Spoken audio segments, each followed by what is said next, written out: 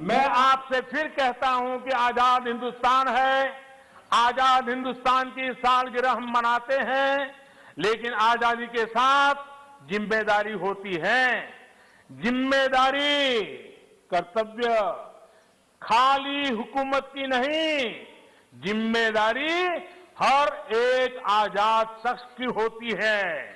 और अगर आप उस जिम्मेदारी को महसूस नहीं करते, अगर आप समझते नहीं, तब पूरी तौर पर आप आजादी के माने नहीं समझे और आप आजादी को पूरी तौर से बचा नहीं सकते हैं। ये कर्तव्य के लिए देश के प्रथम प्रधानमंत्री पंडित नेहरू जी ने कहा था, लेकिन आप उसको भी भूल गए, आप उसको भी भूल गए। माननीय अध्यक्ष जी, मैं सदन का ज्यादा समय लेना नहीं चाहता हूं, अब वो भी थक गए हैं। माननीय अध्यक्ष जी, हमारे यहां, माननीय अध्यक्ष जी, हमारे यहां कहा गया है क्षणशः, हमारे यहां कहा गया है क्षणशः कणश्चैव विद्याम अर्थ च साधयेत्। क्षणे नष्टे कुतो विद्या कणे नष्टे कुतो धनम।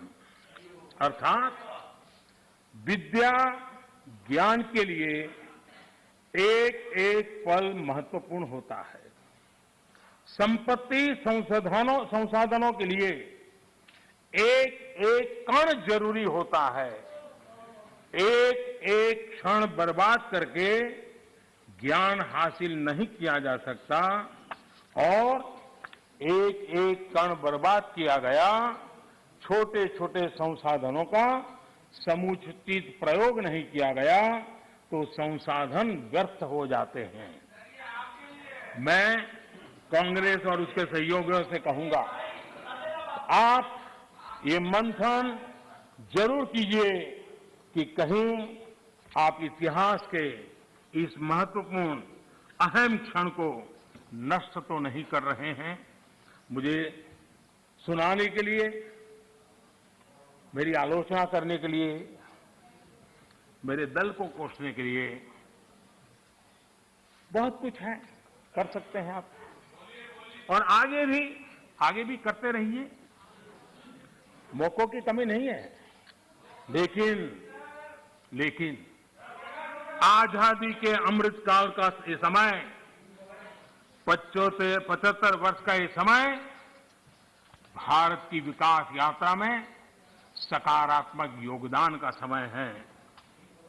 मैं विपक्ष के और यहां पर बैठे हुए भी सभी साथियों से और इस सदन के माध्यम से देशवासियों से भी आजादी के इस अमृत महोत्सव के पर्व पर आग्रह करता हूं, निवेदन करता हूं, अपेक्षा करता हूं कि आओ इस आजादी के अमृत महोत्सव को हम नए संकल्पों के साथ, आत्मनिर्भर भारत बनाने के संकल्प के साथ एकजुट होकर हम लग जाएं, कोशिश करें पिछले 75 साल में जहां जहां हम कम पड़े हैं उसको पूरा करें और आने वाले 2047 के शताब्दी वर्ष बनाने से पहले देश को कैसा बनाना है उसका संकल्प लेकर के आगे बढ़े। देश के विकास के लिए मिलकर के काम करना है। राजनीति अपने जगह पर है, हम दलगत भावनाओं से ऊपर उठ करके देश की भावनाओं को लेकर के जिए। चुनाव के मैदान में जो कुछ करना है करते रहिए, लेकिन